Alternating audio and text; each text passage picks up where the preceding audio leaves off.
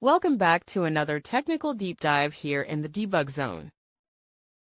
Today, we're tackling a big question and breaking it down with insights from other users.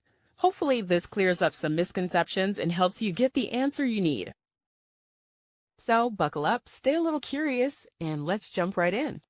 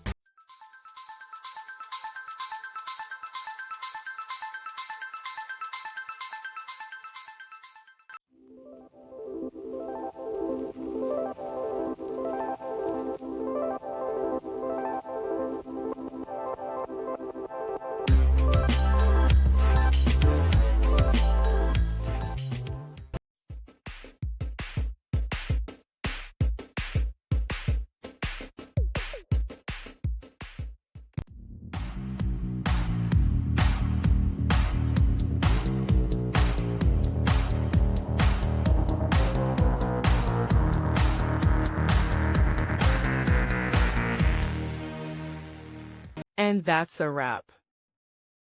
I hope you found the answer you were looking for. If you did, take a second to hit that subscribe button. It really helps out. And let me know in the comments which solution worked best for you. See you next time in the debug zone.